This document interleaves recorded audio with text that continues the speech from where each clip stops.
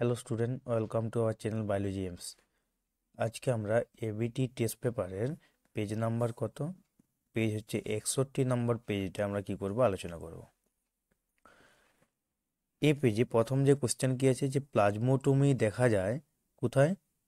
অপালিনাতে। 2 নম্বর question আছে গুপ্তবীজী উদ্ভিদের আদর্শ ভ্রূণস্থলী হলো কি? 7টি কোষ ও 8টি নিউক্লিয়াস বিশিষ্ট। 3 নম্বর যে কোশ্চেন আছে আইভিএফ এর ক্ষেত্রে জাইগোট বা ব্লাস্টোসিস্টকে স্ত্রীদেহের কোন অঙ্গে প্রতিস্থাপিত করা হয়? কোথায়? জরায়ুতে প্রতিস্থাপিত করা হয়। নেক্সট কি মনোসোমি ঘটিত রোগ হলো কি? Turner syndrome. নেক্সট কোশ্চেন কি আছে?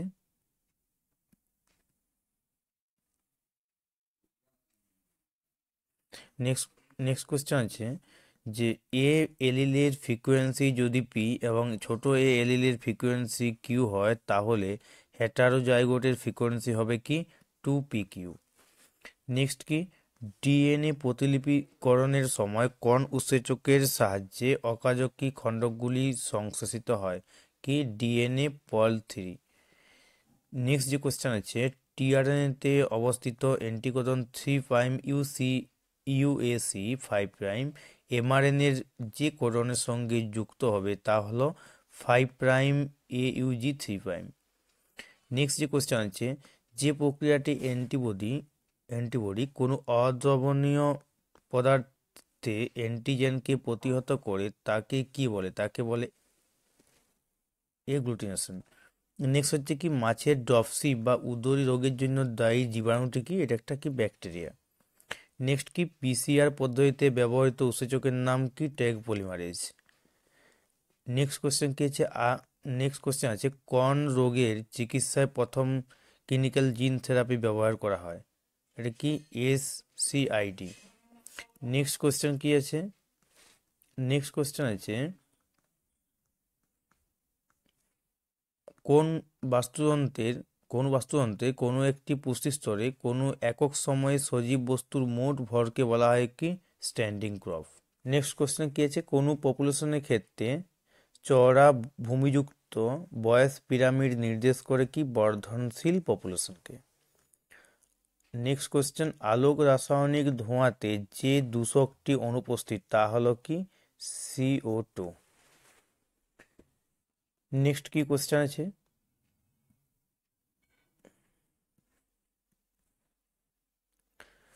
নেক্সট কোশ্চেন আছে নিম্নলিখিত প্রশ্নগুলির প্রতিটি একটি বাক্যে উত্তর দাও। অসমরূপতা কাকে বলে? অসমরূপতা কি? বিভিন্ন উভলিঙ্গ ফুলে পুংকেশর ও গর্ভপত্রের দৈর্ঘ্য ভিন্ন হওয়ায় স্বপরাগযোগ ব্যাহত হয় ও ইতর পরাগযোগ ঘটে। মানে ইতর পরাগযোগ কেন ঘটলো? কারণ কি যদি পুংকেশর আর গর্ভপত্র যদি দৈর্ঘ্যটা আলাদা আলাদা হয় তার মধ্যে কি হবে? স্বপরাগযোগ হবে না, তাই কি হবে? ইতর পরাগযোগ ঘটবে। সেই জিনিসটাকে কি বলা হয়? অসমরূপতা। এটা কোথায় আছে? ইতর পরাগযোগের অভিযোজনগত কৌশলে আছে। উদাহরণ কি? পানমরিচ। নেক্সট হচ্ছে কি সিফিলিস রোগ নির্ণায়ক নিশ্চিত পরীক্ষাটির নাম কি? VDRL test.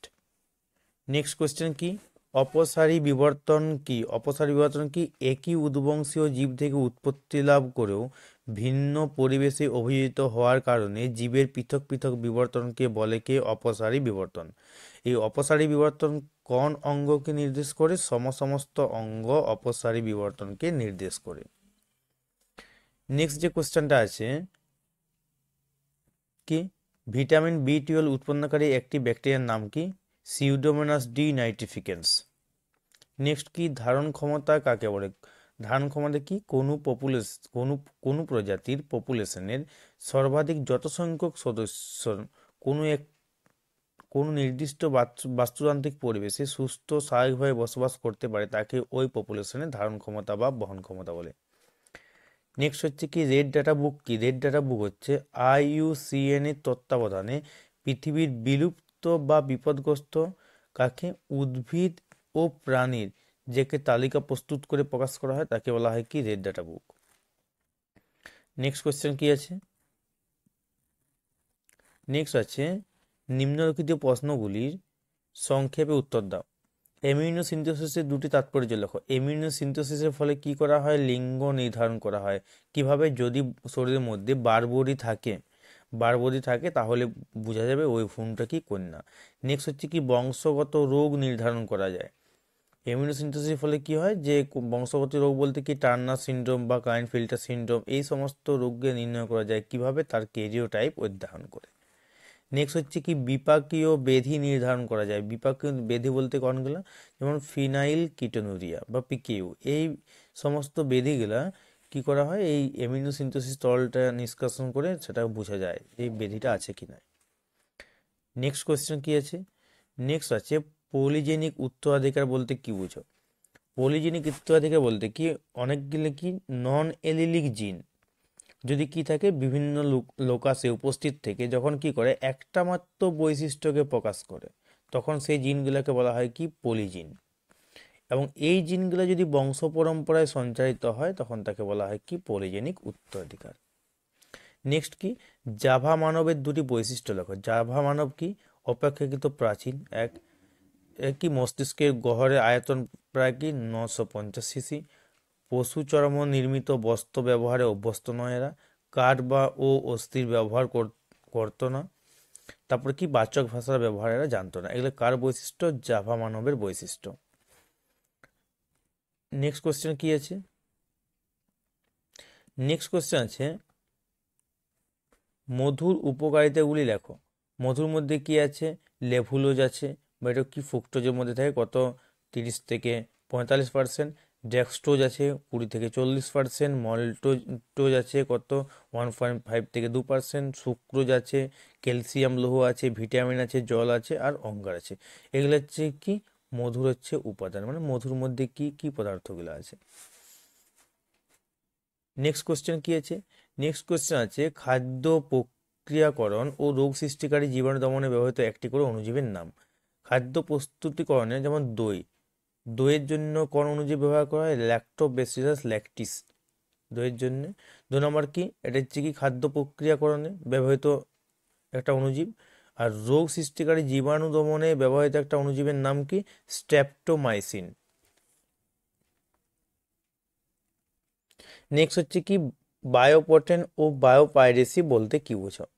তোমরা কি করবে যে এই ভিডিওর যে পাসওয়ার্ডটা আমি ভিডিওটা ডেসক্রিপশনে আমি আপলোড করে দেবো এবং তুমি কি করবে যে ভিডিওটা আমি কি করবো যে পিডিএফটা আমি আপলোড করে দেবো এবং পিডিএফের মধ্যে যে পাসওয়ার্ডটা হবে SC61 এর হবে পাসওয়ার্ড। তুমি পাসওয়ার্ডটা দিয়ে কি করবে পিডিএফটা ডাউনলোড করবে।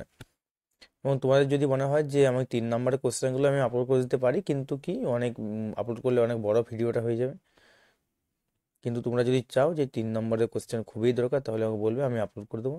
এবং কিন্তু তোমরা কি করবে তোমাদের বন্ধু বান্ধবের সাথে ভিডিওটা শেয়ার করবে। নেক্সট কোশ্চেন কি? নেক্সট কোশ্চেন প্রথমে আসছে বায়োপাইরেসি। বায়োপাইরেসি কি? প্যাটেন্ট মানে হচ্ছে যেখানে আইনি বৈধতা আছে সেই জিনিসটাকে আমরা কি বলবো?